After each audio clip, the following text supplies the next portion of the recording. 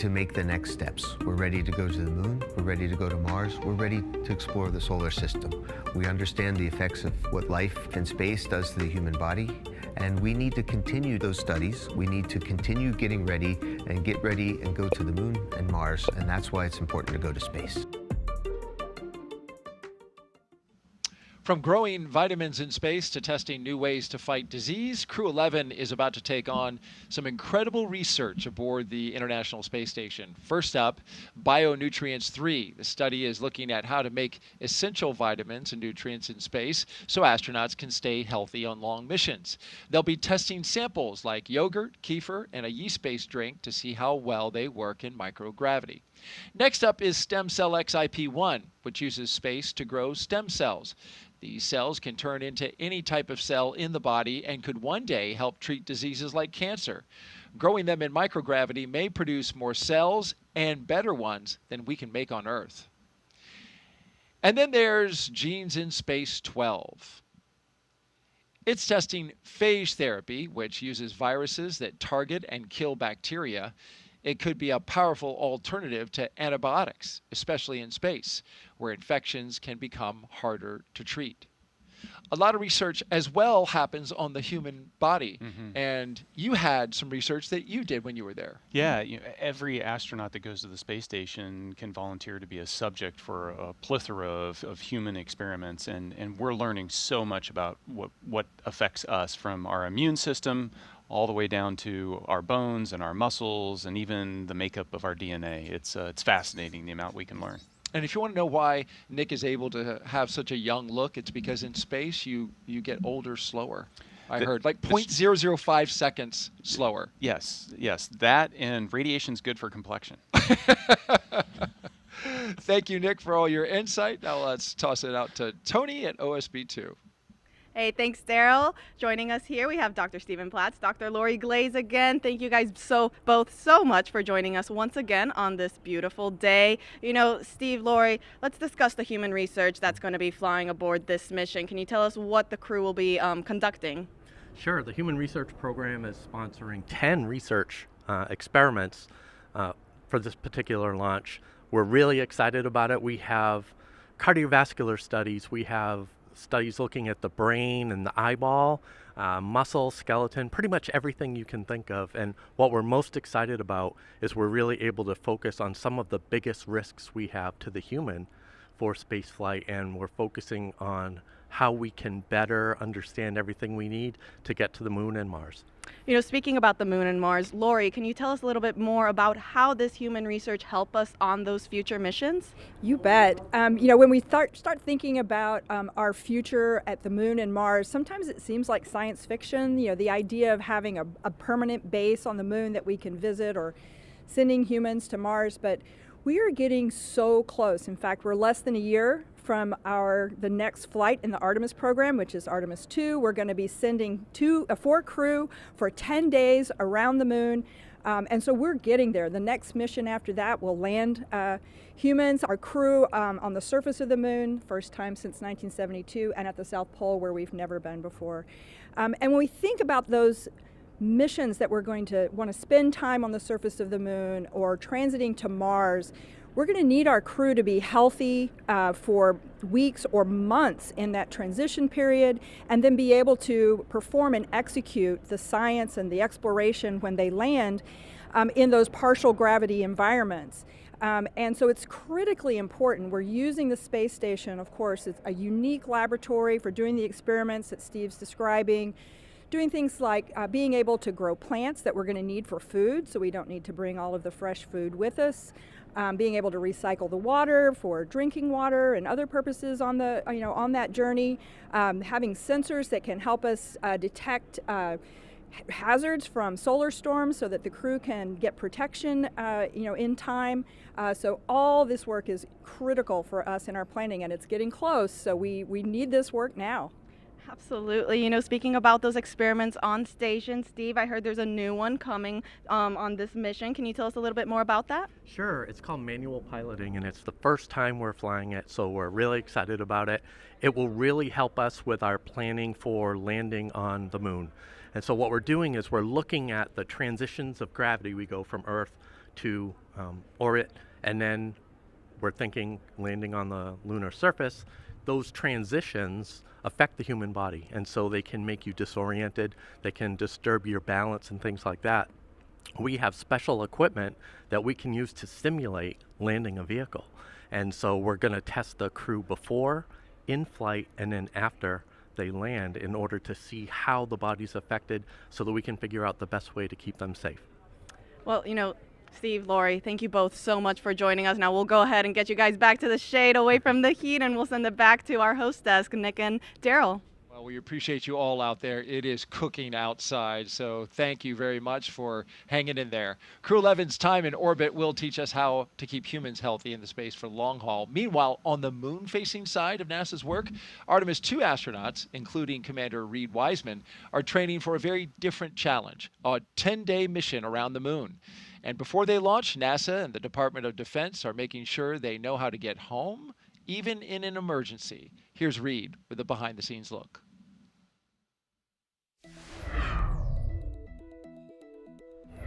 Hi, I'm NASA astronaut Reed Wiseman, commander of Artemis II.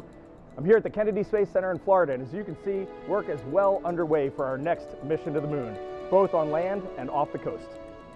Back in June, teams with NASA and the Department of Defense used an area of open water off KSC to rehearse procedures for a possible rescue after an ascent abort from the SLS rocket.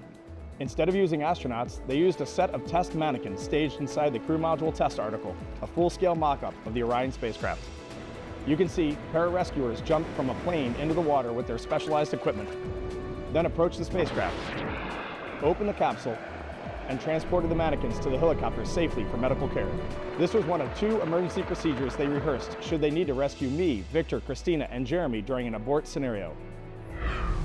And back here on land, now that the upper stage integration is complete inside the vehicle assembly building, teams with NASA's Exploration Ground Systems have been running SLS integrated testing, where they powered up both the core stage and boosters for the first time in preparation for our 10-day journey around the moon.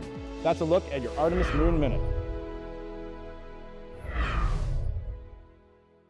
Artemis updates, scan the QR code on your screen that you see in the lower right-hand corner, or just go to the website at nasa.gov/Artemis-Roman numeral 2.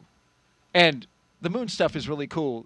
The crew today drove by the VAB. There's a moon rocket inside there, and there's a crew that's training right now to go around the moon early next year. Yeah, and I loved that view as they were driving by because it shows just kind of how connected this whole thing is. You've got a CREW-11 getting ready to go to the space station, and a lot of what they're going to do is trying to prove out the things we need to know in order to go to the moon. And at the same time in that frame, you've got Artemis II getting ready in the background, and I'm excited to see 4 more colleagues go around the moon.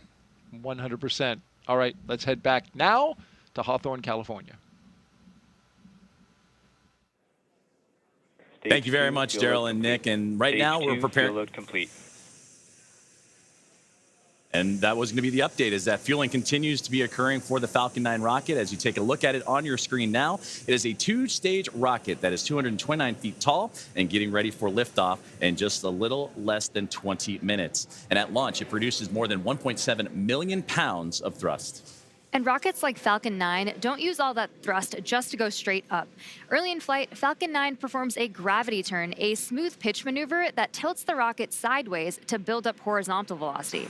You may hear this call at about 10 seconds into launch as the vehicle is pitching downrange. Once the first stage completes its portion of the mission, it shuts down and separates.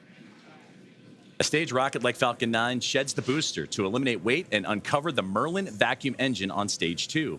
To reach orbit, the vehicle needs to go fast, hitting an orbital velocity of about 28,000 kilometers an hour just to keep from falling back to Earth due to gravity. That's fast enough to lap the Earth in about 90 minutes. And as we mentioned earlier, after stage separation, today's booster will be landing at Landing Zone 1 at Cape Canaveral Space Force Station, returning to Earth for its 3rd time. The second stage takes over from there, powered by a single Merlin vacuum engine, also known as the MVAC. With its extended nozzle and optimized design, the MVAC drives maximum performance, producing 220,000 pounds of thrust in the vacuum of space. And getting to space is the first step to building our multi-planetary future. At the top of Falcon 9 today, the crew is sitting inside Dragon Endeavour. There are currently 5 Dragon spacecraft supporting human spaceflight missions: Endeavour, Resilience, Endurance, Freedom, and our 5th and final Dragon, Grace, which just launched the Axiom 4 mission last month. Designed with safety as the highest priority, Dragon is capable of carrying up to 7 passengers to and from Earth orbit. And Dragon has 16 Draco thrusters that can be used in space to help navigate the spacecraft to its destination, which of course is the International Space Station. And those thrusters providing 90 pounds of force. And that doesn't include the 8 Super Draco thrusters used for and aboard, which are no longer active once the crew is in orbit. To date, Dragon has been to orbit 53 times, including 48 trips to the International Space Station and 18 human spaceflight missions. And as we mentioned earlier, today's Dragon, Endeavour, has been pretty busy, having also flown NASA's CREW-2 mission, Axiom 1, and NASA's CREW-6 and CREW-8 missions. Overall for the Dragon fleet, this will be Dragon's 49th visit to the space station and its 19th human spaceflight mission overall, and the 5th Dragon flight just this year. Dragon is the first private spacecraft to take humans to the orbiting lab, having flown 300,000 pounds of cargo and more than 1,000 experiments to space, as well as 70 crew members representing 20 countries. Our versatile Dragon spacecraft can autonomously dock with the International Space Station when outfitted with a docking adapter, which is just how it's configured for today's flight. And when it's not going to the space station and it's in free flyer mode, the docking adapter can be swapped out for a cupola, as it was back during the Inspiration 4 mission. And another option we have is the Skywalker hardware, which supports extravehicular activities or spacewalks, as we did during the Polaris Dawn mission. And here's some interesting trivia. There has been a Dragon in space for 1,358 consecutive days since Crew-3. And that's an impressive stat, too. And with T-minus 0... Stage 2 LOX load has started. And with T-minus 0 coming up in just about a little more than 18 or 16 minutes or so from now, our team's continuing to do a series of system checks to ensure Dragon. Dragon SpaceX for status update. Dragon and Falcon 9 are healthy, and we continue to load propellant. Weather is still our watch item. We are seeing some development in the area, so this is going to come down to a matter of time. We're going to keep an eye on it and continue marching towards T0, and we'll see if we manage to thread the clouds today. Okay, Dragon copies. We've got a healthy rocket, healthy Dragon. Weather is continuing to develop. We'll keep going until we can't. And great communications there between the team on the ground and with CREW-11 on board. And that's exactly what we're keeping an eye on, is not only the tanking of the rocket and that procedures, but also today's weather. And you heard that update right there. So to continue with the updates and kind of bring us up to speed on what's been going on, let's toss it to our teammate and Ronnie. Thanks so much, Joseph. I can give you a little bit more color than we just heard, but obviously the important things we've heard are that we are still on track for an on-time liftoff today, but we're monitoring lots of different factors as we get closer to liftoff. If everything goes as expected, this is also going to be our last landing at LZ-1 today. So lots of different launch pads, landing sites, staging areas, lots of things in play. But the best news is that both Dragon and Falcon 9 continue to be healthy. You heard us wrap up Stage 2 RP1 loading just after T-minus 20 minutes, and Stage 2 liquid oxygen will begin here at about, or has begun already, excuse me. We've also heard that call out that the launch escape system is armed. Of course, the launch escape system, which we discussed in more detail yesterday, is designed to propel Dragon away from Falcon 9 in the unlikely event of an emergency during launch. We've also heard from the Eastern Range, which is monitoring keep-out zones among other key flight requirements today. They're continuing to report no issues, and they are go to support today's launch, weather depending. So again, as you just heard, weather is a watch item. We're now tracking a 60% chance of violation at our target liftoff time, with isolated showers in the staging area and some clouds building right over the launch pad. You are actually seeing them continue to grow on your screen right now. For now, though, we are go for the 6th mission of Dragon Endeavour, and I want to hand it back over to Sandra for a status update from Houston. Sandra? Thanks, Ronnie. Back here in the International Space Station Flight Control Room at NASA's Johnson Space Center in Houston, teams are continuing to work around the clock to monitor activities aboard the orbital outpost. Leading the team inside the room today is NASA Flight Director Anthony Varia. The team in Mission Control Houston, the team in Hawthorne, and the astronauts aboard the space station will track the autonomous docking of Dragon Endeavour when they enter joint operations. This will happen when the spacecraft enters the approach ellipsoid, which is the invisible boundary, stretching 4 by 2 by 2 kilometers that helps us monitor all arriving and departing spacecraft. It's essentially the neighborhood of the International Space Station. Once docked, crew members in both Dragon and aboard the International Space Station will perform a series of leak checks, then work to open the spacecraft's hatch for Crew-11 to float into the space station and begin their stay. We anticipate that the hatch will be opened about an hour and a half after docking occurs, and when they enter the orbital outpost, Crew-11 will be greeted by the rest of their Expedition 73 crew and will come together for some opening remarks. For now, that's going to be all for us today here in Mission Control as the anticipation builds for launch in less than 13 minutes now. So how's it looking on the Space Coast, Daryl? Well, Sandra, we wish it was looking better. We've just had a downgrade in the weather forecast from 60% go to only 40% go. The launch weather officer informing us that conditions are ripe, and we have even seen the development of cumulus clouds in the area, some that could trigger lightning if a rocket went through them. So this is a very high watch item at this moment, Nick. Yeah, they're watching it. Everybody is focused on crew safety at this point, making sure that we make the right call. But there's a chance, and I'll stay positive. And you've been positive. I appreciate that about you. You've done that throughout the broadcast. Here's a look from our helicopter flying over the spaceport right now. And this is the formation of the clouds that is a concern because it is so humid out right now. And we've got a sea breeze that is flowing over the warm land. It is just creating this convection around the spaceport. In fact, we are also expecting to go into a phase 1 lightning alert, which I hate to say it, but just before we scrubbed yesterday, Dick, that phase 1 lightning alert went into effect. So things are starting to stack up against us weather-wise. But nonetheless, it's at this point, because this is a fully automated fueling sequence, it behooves us to just continue to march to see if anything might just clear at the end. Yeah, so there's been nothing that happened up to this point to stop the countdown. So proceed to T-0, and if the timing works out and the weather hasn't built to a significant enough level and it's safe to go, then let's go.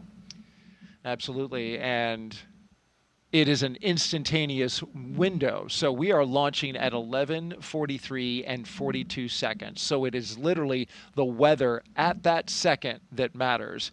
And that's where we hope to see some type of positivity in that moment. But it's certainly something that all eyes are on around the Space Coast to see if this rocket is going to go today. In just about 20 seconds, we are going to hear from Zena Cardman, and she's going to say some words, Nick. She has some moving things to say.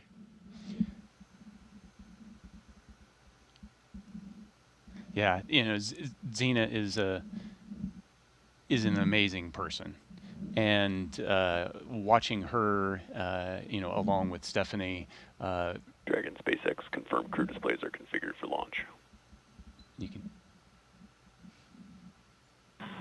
SpaceX Dragon displays are configured for launch. To our family, friends, all who support us at SpaceX, NASA, JAXA, Roscosmos, thank you. Spasiba, arigato gozaimasu.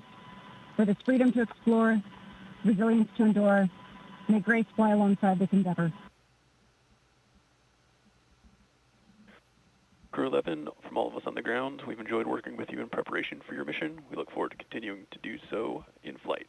Good luck. Enjoy the ride.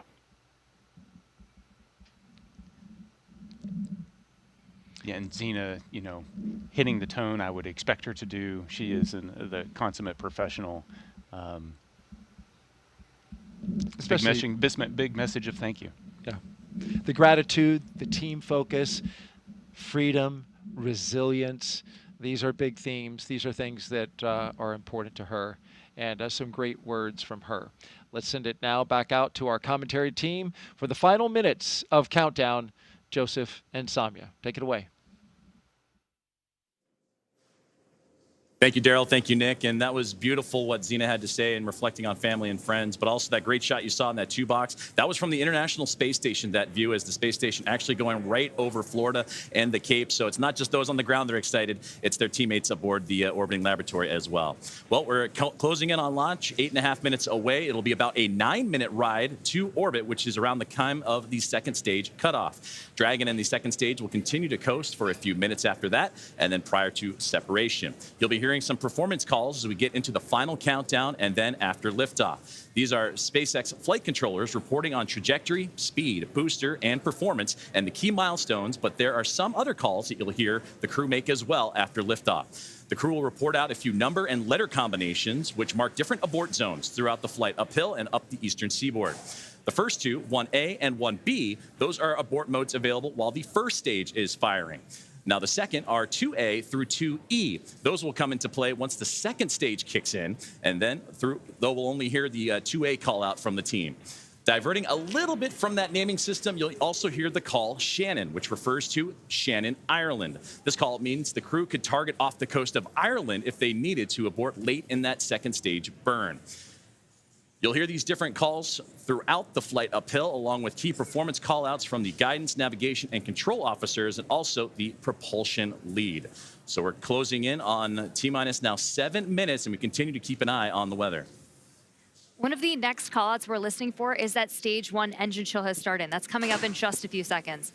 And that is a key process that prepares the engines for flight. Engine chill has started. Right on time.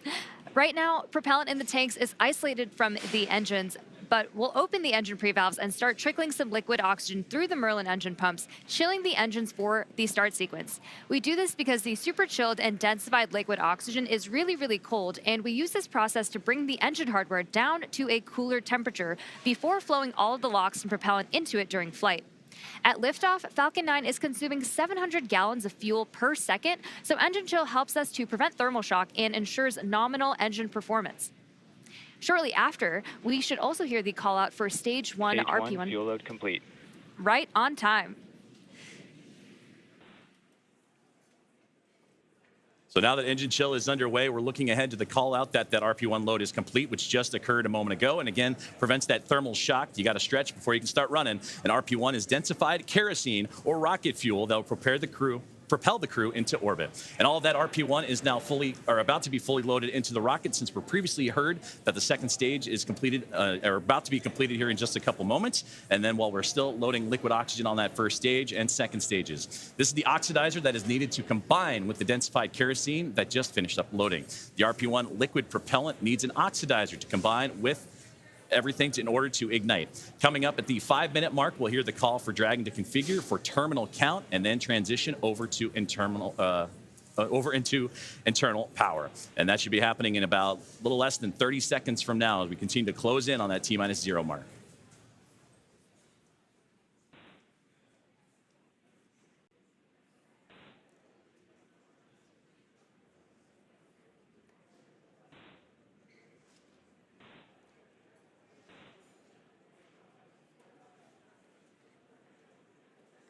So next up in the countdown, the transporter erector, or TE, will begin to retract from Falcon 9. That is the large truss structure you see there standing next to the rocket. It's hinged at the base and connected to the launch mount beneath the first stage. First, the clamps around the second stage will begin to Falcon open. 9 tanks are pressing for strong back retract. And we're hearing good callouts. Dragon is in, configure for terminal count. And we're continuing to hear great callouts over the nets. Then the TE will begin to pivot back, slowly swinging away from the rocket, and it will reach full recline in just about a minute. Strong back retract has started. And we are just beginning that strong back retraction process. It's called the strong back. It's also called the TE, or transporter erector. Same structure, different name. The TE does a lot more than just lean. It rolls Falcon 9 out to the pad, raises it vertical, and stays connected through the final seconds. It provides fuel, power, telemetry, and command connections between ground systems and the rocket. Those clamps at the top help stabilize the second stage during fueling, and they also help prevent movement in high winds. And once they open, which you can see on your screen, they are slowly pulling away. And once they open fully, the rocket is fully free at the top.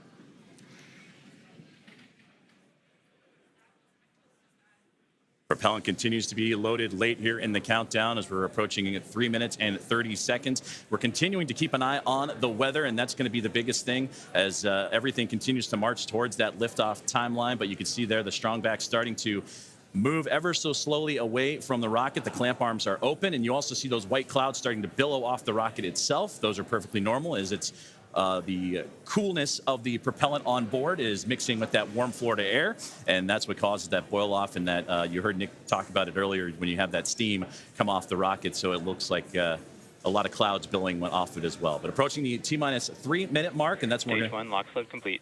And that's what I was about to say, is that you're going to hear that liquid oxygen load be complete. So everything is primed and pretty much ready to go. And you'll see, again, those white clouds of vapor and a great view of the entire rocket as we continue to build closer to launch. And, of course, liquid oxygen, super chilled. So a little bit terminal count and on internal power.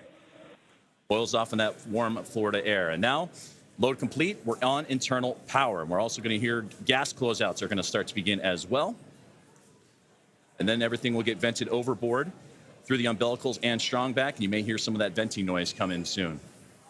So LOX is still loading for approximately another 20 seconds on stage 2, and once that is complete, we'll vent down the TE, which will produce a white cloud off the side of the rocket, which is normal and expected, just as Joseph had mentioned. And once LOX load is fully complete, that will mean that there are 1 million pounds of propellant loaded onto Falcon 9, which will be RP1 and liquid oxygen. So that call out coming up. Stage 2 lock load complete. Right there. So we just heard that confirmation of stage 2 liquid oxygen now complete, as we are now 1 minute and 50 seconds away from launch. We'll also hear that the gas closeouts have started, so we can expect loud Dragon is venting. in auto idle. You heard the call for auto idle. That puts the rocket in a state that the flight computers understand before it takes over, making sure that transition to the final countdown is smooth and that all flight computers on board are in sync. Ground gas and configured. closeouts, expect loud venting. Configured for launch, and there's the closeouts we've been talking about and the venting that will be shortly followed.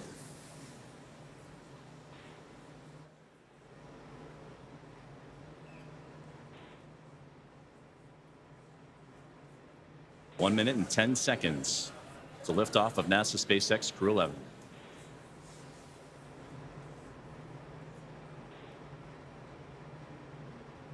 FTS is armed. Falcon 9 is in startup and is now controlling.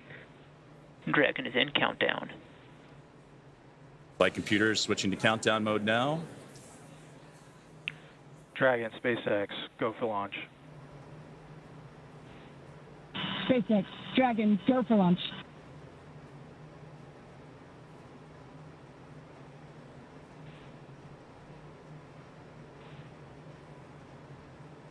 .30 seconds.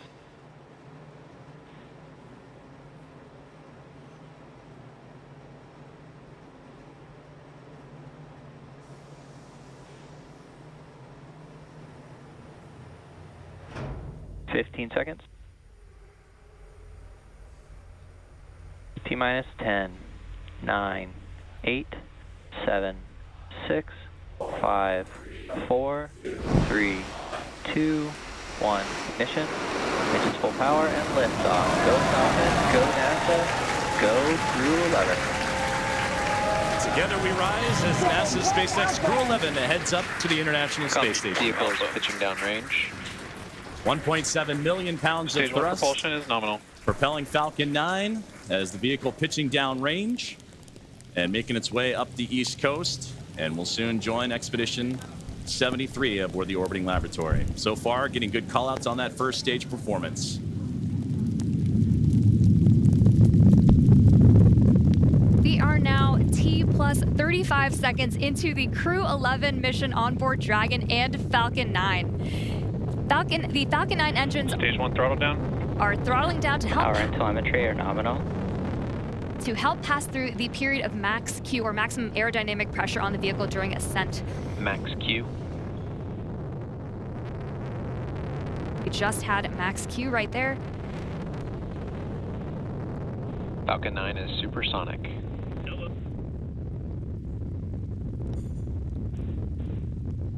One minute, 9 seconds into what is a little bit more Stage less 1 throttle than up. a 9-minute flight uphill as Dragon continuing Stage 1 Bravo. Copy, 1 Bravo. And that 1 Bravo, again, that's the abort zone, that last abort zone for stage 1 if necessary. The crew already pulling over 2 Gs. And next, we're going to have a couple of events happen in rapid succession. We'll be getting ready for the second stage to warm up and have the second stage MVAC chill. And then we'll also have MECO, or main engine cutoff, where the 9 engines on the first stage will cut off ahead of the first and second stages. Will then be separating from one another. And then the single Merlin vacuum engine on the second stage will ignite and continue to carry Crew-11 to orbit, while the first stage begins its journey back to Earth, as we're now 1 minute and 56 seconds into today's flight. The 9 Merlin engines are starting to throttle down and are standing by for MECO, or main engine cutoff. MVAC chill started. And we just heard that call out for MVAC chill. And coming up in under like 20 seconds, we have 5 events happening back to back. MECO, Stage 1 throttle down. stage separation, stage 1 flip, SES1, and the start of boost back burn. It's going to be pretty quick, so keep a close eye on the action and the mission event Main engine cutoff. tracker at the bottom of your screen. Main engine cutoff. Stage 2 Alpha. Stage separation Copy, 2 confirmed. Alpha. MVAC ignition. And there you see stage 1 pulling away, ignition of the lone Merlin vacuum engine for stage 2. And again, those happening in quick succession as we continue to get great views of that Florida coastline and the eastern seaboard there, as Crew-11 continuing its path to orbit, now approaching 3 minutes into today's flight. Still a little ways to go, about 6 minutes left, as they continue to climb their way up and eventually track down the International Space Station. And there, great see, you see the Merlin vacuum engine, the second stage on the right-hand side, and great views of the first stage that's making its return to Earth on the left. About 5.5 minutes of powered flight remaining as we continue to monitor the progress of both vehicles, stage 2 and Crew-11, making the climb uphill, and stage 1 looking to land again at landing zone 1, the last landing at that location for this Falcon 9 booster.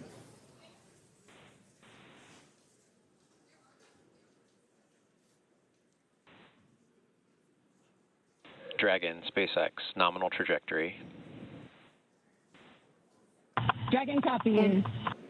We're continuing to hear great call outs over the nets that both Dragon and Falcon are right on track to orbit. So the first stage booster is now on its way to landing zone 1, and we just saw those grid fins open up on the left-hand side of your screen. The first stage has a couple events ahead of its landing. Stage 1 will start its entry burn, which will be the second of 3 burns to return the booster a few miles from its launch site at landing zone 1. During this entry burn, Falcon 9 will use its engines to pump the brakes to slow the vehicle down before it reaches the denser parts of the Earth's atmosphere. And if you didn't know, Falcon 9 has a complex heat shield that is designed to protect the engines and the vehicle from all that combined thermal and aerodynamic loading during max entry Q, which is the moment of max stress on the vehicle during entry. And that will be followed by a landing burn. And this burn will last for about... Dragon, SpaceX, nominal trajectory. Continuing to hear good Dragon call-outs. copies.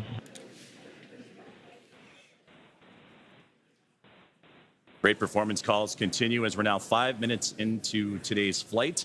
Still about 8.5 to go, a little bit more than that as the second stage continuing to perform nominally on the right-hand side.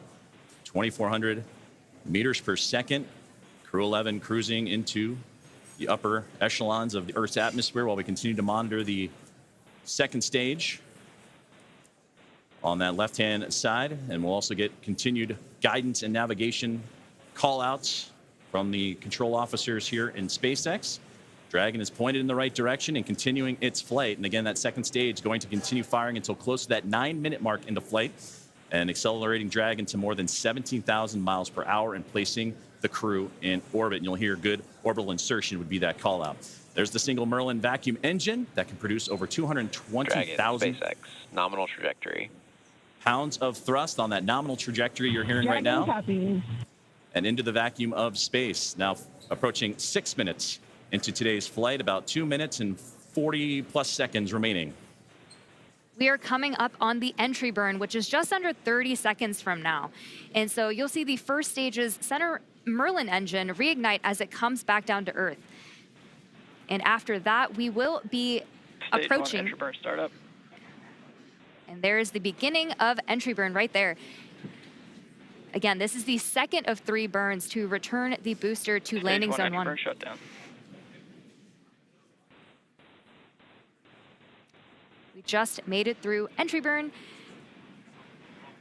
And you're getting some great views, too, on that Stage 1's return to the Florida coastline. Again, landing at landing zone 1. While on the right-hand side, the second stage. And that Merlin vacuum engine continuing to propel CREW-11. Dragon, SpaceX, nominal trajectory. Into orbit. And Dragon copies. And again, great. And now with about 2 minutes left of powered flight remaining, still receiving those great calls from the crew on the ground, and we're getting those relays from CREW-11 Commander Zena Cardin. Stage 1 transonic. We are now very quickly approaching the start of our landing burn, where 3 engines, engines 1, 5, and 9, will relight to help slow the vehicle down just before it touches down on landing zone 1. We should hopefully have some great tracking shots of that. Stage 1 landing burn. Stage 2 FTS is saved. Stage 1 landing leg deploy.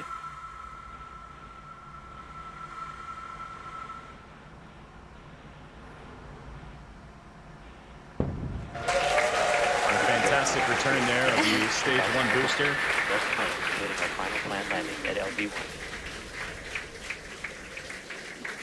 Another. So a successful landing of the first stage booster as we continue to follow along with a little less now than 1 minute of powered flight of the second stage. And you'll hear the call out SECO, or second engine cutoff, is a great view there, glowing orange with the Earth eclipsing right around that Merlin vacuum engine, and everything continuing to perform nominally for NASA Stage 2 SpaceX is in CREW-11. terminal guidance.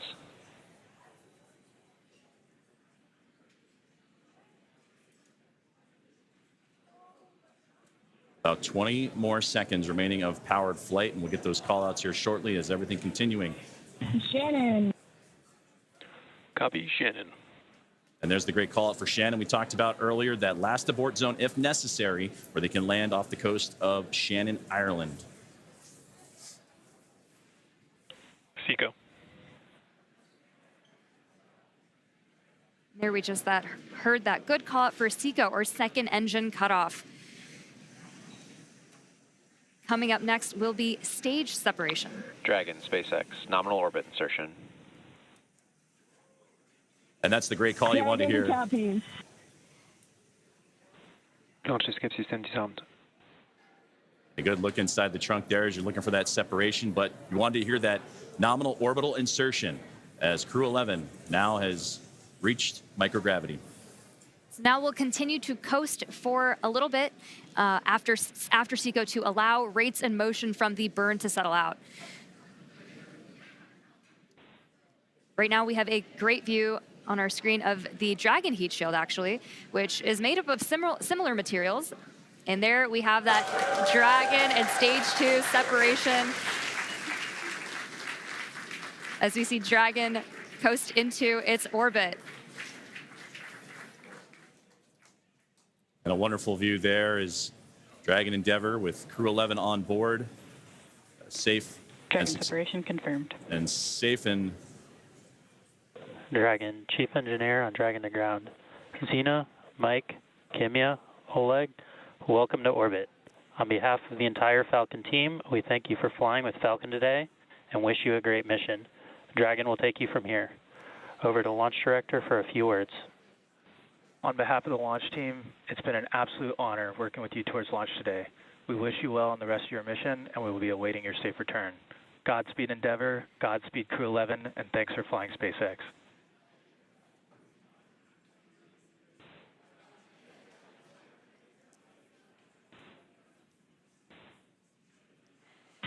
SpaceX, Dragon, I have no emotion but joy right now. That was absolutely transcendent. Ride of a lifetime.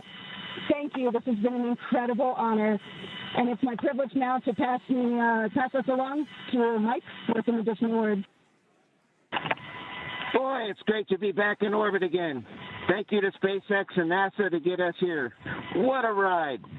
And Zena and Oleg, let me be the second to welcome you to your first orbit around beautiful planet Earth. Kimia-san, Okayeri Nasai, welcome back. And to the ISS Expedition 73 team, the crew on board and our friends in MCC, we're on our way.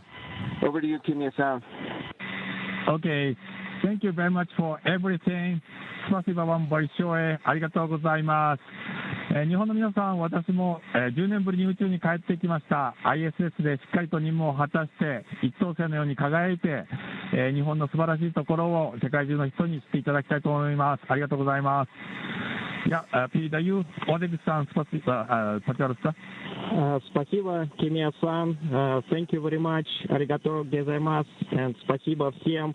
I'd like for the beginning to say thank you very much, Roscosmos, SpaceX, and NASA for this unique opportunity to be here with my great crew.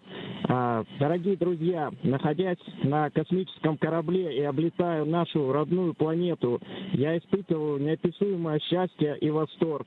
Хочу выразить слова благодарности всей нашей стране, Соединенным Штатам Америки и России за эту уникальную возможность, а также Роскосмосу.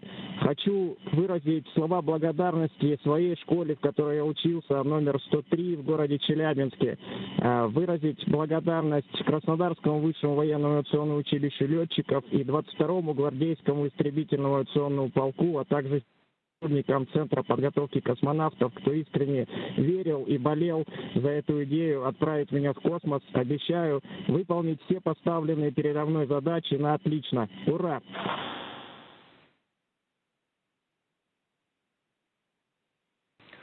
CREW-11, we copy all of your words. We are very excited for you to have reached orbit, and we will now proceed with getting you to the International Space Station.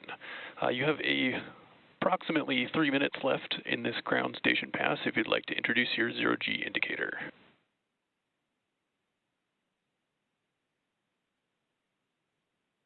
Copy all, Tremaine. Thank you so much. We'll get out our 5th crew member here in just a moment. This zero-G indicator honors a shared memory with our lead trainer, Paul Weiss. For all the mentors and team members who got us here through sacrifice of time and dedication, I hope we made you proud today. Thank you so much.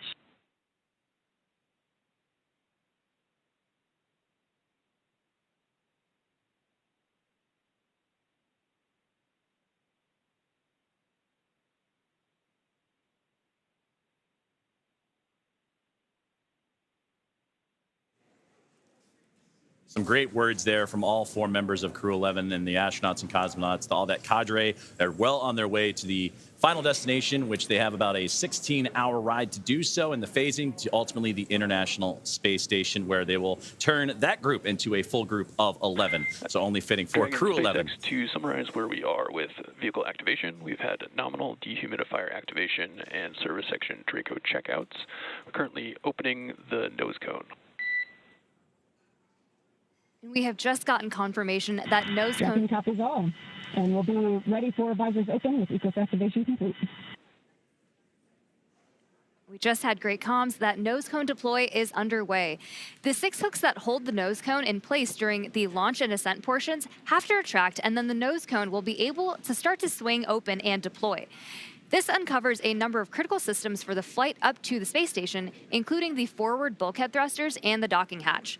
And that call from the core here in Hawthorne indicating that we had good checkouts of the 12 Draco thrusters around the service section. 4 to go after we get the nose cone open and the ECLIS, the environmental control and life support system, activated inside Dragon. Soon the crew will be able to get their visors open and get out of their suits and settle in for their ride to the space station. And we'll continue to get those call outs and hear about the nose cone again. Right now, currently opening. The hooks have been opening, and then we're doing so during the great words from the crew. So we'll continue to monitor and waiting as the nose cone is deploying at the moment. And we'll wait for that final confirmation that it is open. And CREW-11 can continue its journey on as we await those last few moments here as nose cone deployment currently underway. And a great view of Dragon as it crossed went up the eastern seaboard, and we had a view for a moment there as, again, passing over ground stations And that's what provides us the great views that you've been seeing throughout today's broadcast inside the Dragon spacecraft. And there's a great look at that single Merlin vacuum engine that helped propel Crew-11 into orbit. And a great view of looking outward across the arch of the Earth. Despite all of the weather issues we were having on ground leading up to launch, we seem to be having some really clear, amazing views in space today. And now 16.5 minutes into flight, you're right. It was threading the needle, but they were able to get up and above the clouds. And even watching that ascent for stage one was wonderful to see them bypass those clouds that we were talking about a lot today. But again, as we await for further views inside the Dragon spacecraft and from their pursuit, Crew-11 to the International Space Station, we're now standing by for nose cone deploy as the team on the ground in Hawthorne, California, right there inside SpaceX Mission Control, actively monitoring all of those systems. You mentioned the Eclipse system inside, and once everything checks the appropriate boxes, then Crew-11 can doff or get out of their spacesuits, those new IVA suit for Mike Fink and company. And then from there, it's going to be about a 16-hour ride to the International Space Station, and that's where they will link up with the orbiting laboratory and the 7 current residents on there. Crew 10 is currently on board, as well as Soyuz MS-27 with NASA astronaut Johnny Kim, and they'll bring that 7 to a team of 11, hopefully in the early morning hours coming up tomorrow. So we continue to stand by, approaching 18 minutes into today's flight. We are just waiting confirmation that the nose cone is fully deployed, but all hooks are open. We should be hearing that confirmation hopefully within the next minute or so.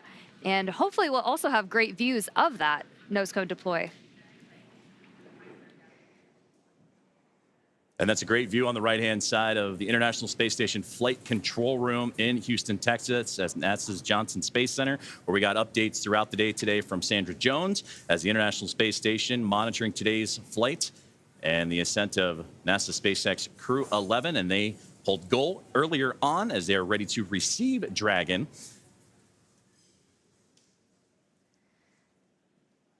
And we just received confirmation that the nose cone has completely opened and deployed. So great news, as again, all those checkouts continuing to happen for Crew-11 after a successful on-time liftoff today. And they were able to get past the clouds, the weather that we've been monitoring, and a successful first stage and second stage performance to propel them into orbit. Crew-11 is comprised of NASA astronauts Zena Cardman and Mike Fink, along with JAXA astronaut Kimia Yui and Roscosmos cosmonaut Oleg Platonov. And they are now safely in orbit following that approximately 9-minute ride after liftoff today from NASA's Kennedy Space Center in Florida.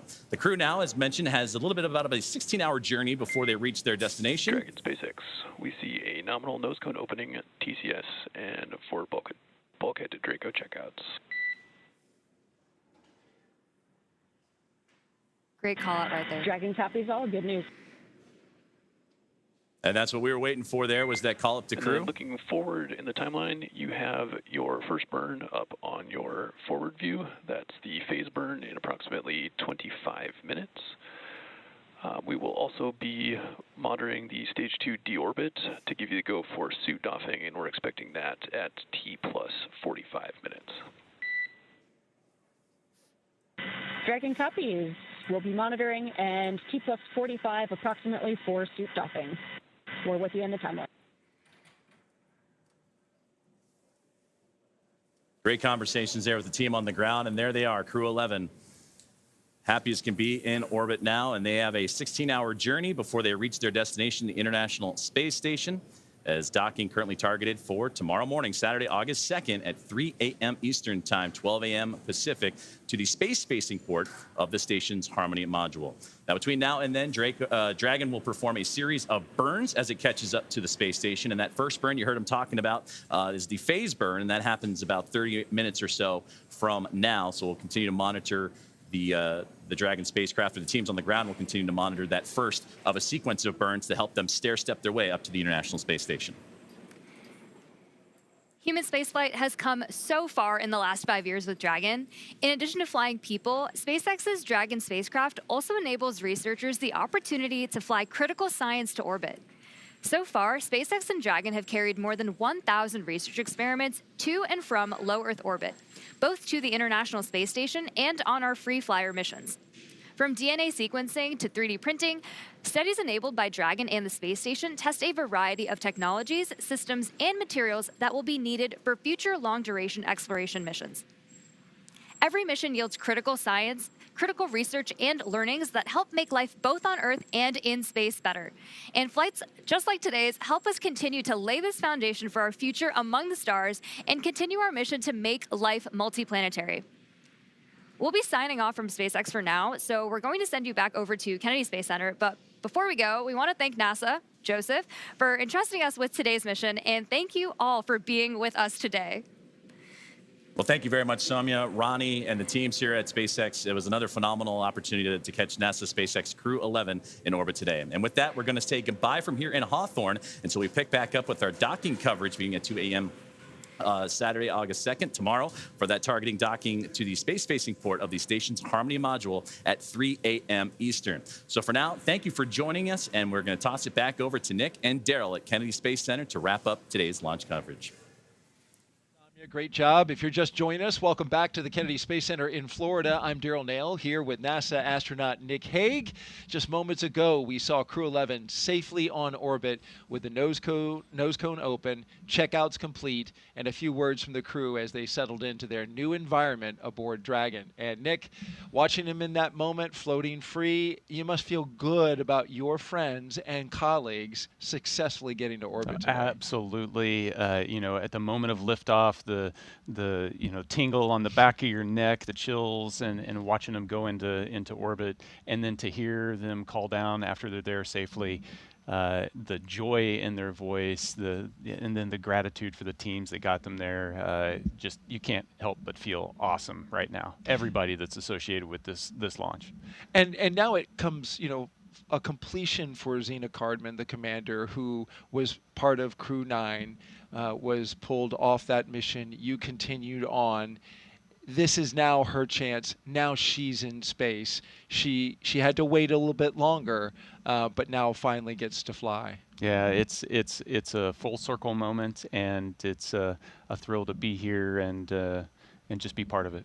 We appreciate you from the very start saying that you wanted to document this moment with her here at the Kennedy Space Center, watching them go up at that moment. Mike Fink has been around for a while.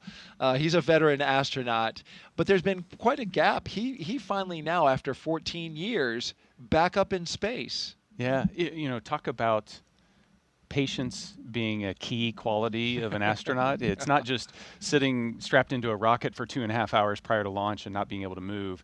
It's, doing your job and waiting for your opportunity, and that might be a decade or more. And to take that time and to do so much with it while you're still waiting to launch into space, it just shows the character that he has. Incredible character and incredible character is Mike.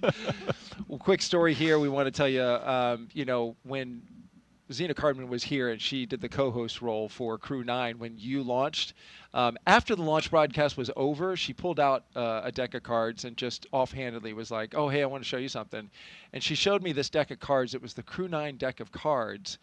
And she had hand-drawn the portraitures of like each of the Crew-9 members, which included you, and she was on it, though she didn't get to fly. It was the card deck that you used when you played to get rid of your bad luck. Yeah, in the suit-up room, Right. And so I'm like, you hand drew these? I was like super impressed. So, of course, fast forward to recently, you walk in the pre-production meeting and you're like, hey, Zena wants you have this deck of cards. It's the Crew-11 deck of cards, and we want to show them to you now. And she redrew her crew. And we want to show those to you. Hold that up. She's an amazing artist. All the crew members each got a face card. So she's on there, Oleg's on there, Mike and Kim and Kimya. And here they are. She hand drew this. We have a close-up of this shot. We want to show you so you can get a real full appreciation. Hand-drawn portraitures by Zena Cardman, the commander. You talk about many talents. Just another talent in what appears to be just this extremely well-rounded astronaut and commander. Oh, absolutely. Not all astronauts are created equal. I cannot do that. She is talented. That's incredible. And of course, they played with this deck of cards when they got rid of Xena's bad luck today. Yeah, and it worked. And it worked. Look at that weather. We were looking at the cloud just off to the south. You know, the power of positive thinking.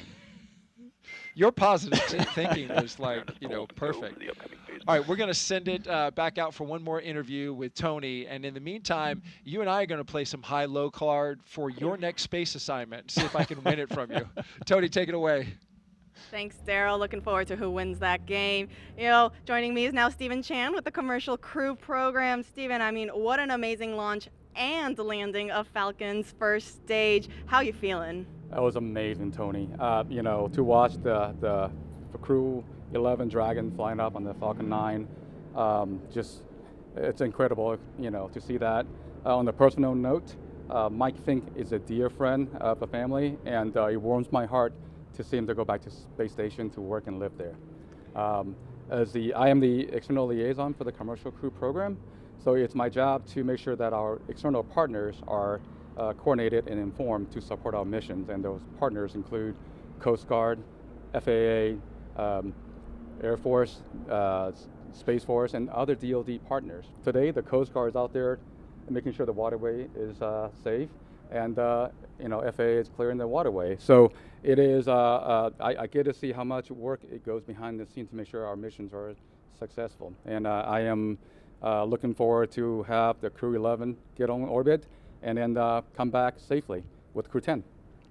You know, Steve, you played a critical role in changing the splashdown locations for Dragon to the Pacific Ocean. Can you talk to us a little bit about your role in that and the significance in changing those splashdown locations? Yes, the moving Dragon recovery to Pacific all had to do about the safety of the public, and the trunk debris. By going to the Pacific, we ensure that the trunk is entered over Pacific Ocean and have no risk at all to the public. So, and thanks to our external partners, we work with them to make sure that the Dragon can be recovered safely, and they can perform their important missions, like keeping the waterway safe, keeping the airspace safe, and then the DoD can perform their missions around California coast. You know, speaking about all of those external partners that you have to work with, I mean, it took a huge effort to get this underway. Can you tell us a little bit more about how that worked? Yes, so for our West Coast partners, you know, the Dragon landing in the Pacific is a new challenge for them. And they have, as I mentioned earlier, they have their other national priorities. So we are very thankful to our partners and their leadership who recognize that Dragon is also a very important national priority. So we're very thankful to our Coast Guard, Navy, other DoD partners and FAA that help us make that happen, and I'm looking forward to work with them to bring Crew-10 home safely. They have SpaceX have successfully brought back 3 Dragon the last few months, and we are confident they can help us get there next week, in the next few weeks. Absolutely. Yeah, absolutely, Steve. I mean, you know, we just launched, but like you said, we now have the rest of the mission. We have to bring Crew-10 home. Can you tell us what are the next steps for you? Where will you be going next? We'll be working with SpaceX and our government partners to make sure we look at those reentry opportunities and coordinate and inform each other, you know, all the important activities. So it's just a lot of coordination, and we're thankful that our partner worked with us on this national priority. Absolutely. Well, we wish you the best of luck on the rest of the mission. Thank you so much for joining us. And Thank now you, Tony. We'll send it back to Daryl and Nick. All right, thank you so much, Tony. And certainly you can hear the emotion in people's voices, especially Stephen here. Just so proud of seeing Mike Fink. He has touched a lot of people here at the Kennedy Space Center in his time working with everyone here throughout the Commercial Crew program. Yeah, absolutely. He has had an impact. And you had an impact on me. I lost to you for your next space assignment. So so we need to clear the record here, because you tried to stack the deck and karma won out there because you dealt me the ace by accident. So I'm sorry. That's just the way it goes. Thank you for being so truthful and honest. You know. Is this show over yet?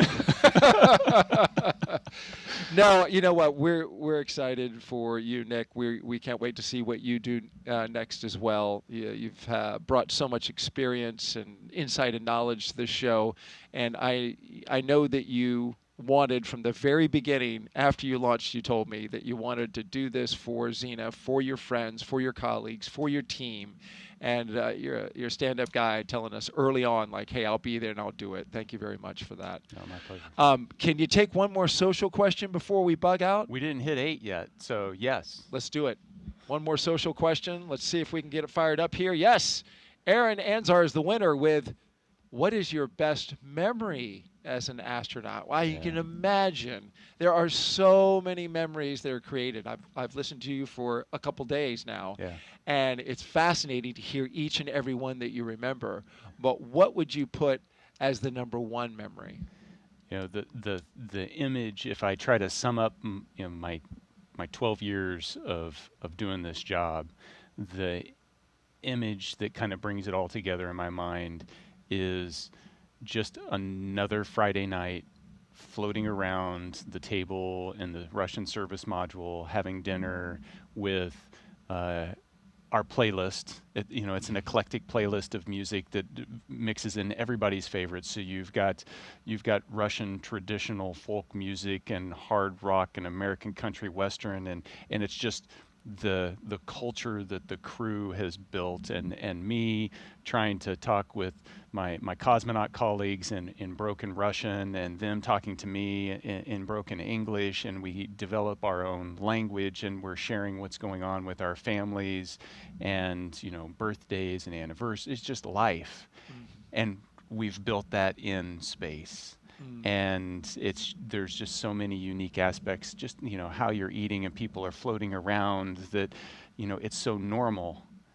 It becomes so normal to do that, and that's my hope, is that we can get more people to experience that normal living in space, but also that normal of bringing together people from around the globe and just getting to know each other. Yeah, understanding each other, appreciating where we come from as different countries. What strikes me about that is a memory that you chose is you went on EVAs. You went outside the spacecraft, outside and saw the entire planet underneath your feet, but you pick a very human moment as the memory, a bonding moment among your crew that stands out as the number one. I'm sure there's a ton of great memories, but it was the human one at the end of the day. I mean, you can spend all day in the cupola staring at the Earth, and it's an amazing view. But when a crewmate floats up and watches it with you, it's just that much more spectacular. That's awesome. That's awesome. Nick Hague, NASA astronaut, and a brigadier general with the Space Force. Thank you so much for being here. You did a fantastic job. And with that, our coverage comes to a close. But the journey for Crew-11, well, it is just beginning. After a stunning launch from Kennedy Space Center and a successful ride to orbit, the crew is now on their way to the International Space Station. This is a shortened trip, 15.3 hours, with docking targeted for a Saturday, August 2nd. At approximately 3 a.m. Eastern Time. And we'll pick back up, of course, with our coverage beginning at 2 a.m. Eastern Time on that same Saturday, tomorrow, for a targeted docking at that moment. And so with that, we want to just say thank you to everyone who was participating in this show today. If you want to follow along with the mission, Crew-11's journey to the space station, just by check in with our real-time mission audio. It will have the flight controllers communicating with the team. You can check that out. The QR code that's at the bottom of your screen now, you just pull out your phone and scan that. You can watch on your phone or watch on your TV with a streaming app. We'll pick back up live with broadcast coverage about 2 hours before docking right here on NASA Plus. Nick, thanks again. Really appreciate it, man. 2 launch attempts. I mean, you were fantastic. This is a long slog through the day, but it's wonderful to document seeing your friends go up to space. Yeah, wouldn't want to be anywhere else. Absolutely. So with that, thank you so much for joining us. Have a great afternoon, everyone, and thank you again for watching us get these astronauts to space. Continue to follow us as well, and make sure that you keep looking up. we are seeing the astronauts that are flying today. And once again, getting suited up. This is a tradition that happens before crew can leave the suit-up room. CREW-11 walking the hallway, ready to do it again. And here they come. CREW-11 walking outside before launch. Well, there's Xena giving a last wave with the window down. CREW-11 on the road to launch pad 39A. Well, there is our commander and our pilot looking up at their rocket. And here comes Mike and Xena, just getting ready to get inside Dragon Endeavour. And here come our mission specialists right behind them, Oleg and Kimia. And there go the seats, articulating upwards, putting the crew in launch position. And the closeout crew closes the hatch to Dragon Endeavour. 3, 2, 1, mission. Mission's full power and liftoff. Go Falcon, go NASA, go CREW-11. Together we rise as NASA's SpaceX CREW-11 heads up to the International Space Station. Vehicles pitching downrange. 1.7 million pounds of thrust. Propulsion is nominal. Propelling Falcon 9 as the vehicle pitching downrange and making its way up the East Coast, and will soon join Expedition 73 aboard the orbiting laboratory.